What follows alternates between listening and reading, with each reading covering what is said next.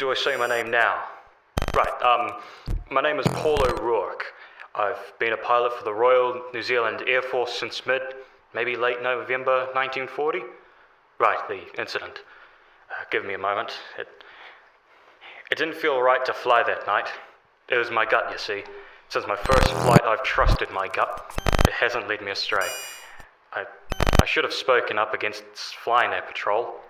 I would have caught flack from the boys for trusting my gut and not the conditions, so I didn't speak up. We flew a patrol over the city that night.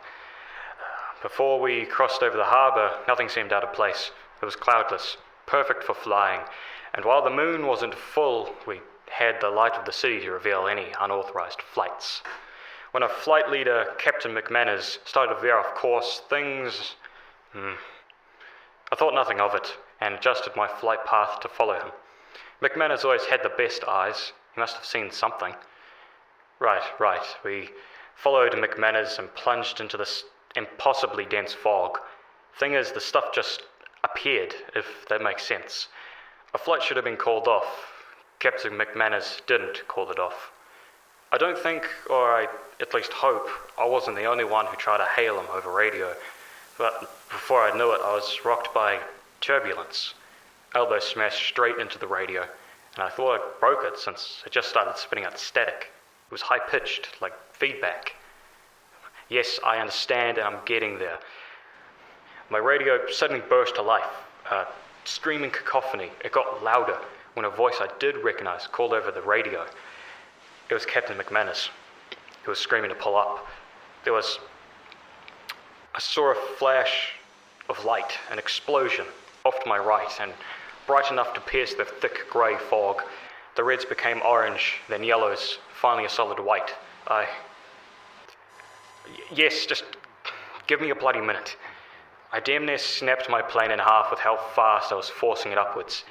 My squadron's deaths bathed the nose of my plane in light, and there, latched onto my bloody plane, was a damn corpse. No, you want to know what I saw? Then listen to me now. I wore a flight uniform, older than ours. Their skull, I could see it as clear as day. I must have been staring into the coldest, darkest pits of hell that night. The hell do you... Its lower jaw was completely split in two, curving outwards in two directions to house a microphone within its... The noise, the screaming, thunderous noise coming out of my radio. I think it was this thing talking. I'm pretty sure there was thick sludge, might have been oil, flooding from the thing's eyes. And the mouth? Dense, grey fog. So you want to know what I saw? I saw death, and it was a demented mockery of human life, imagined in the mind of the insane and drawn by the devil himself. Even now I can see it, climbing out of aircraft, forcing itself into my dreams as it sings that horrible song of static, crying and crackling.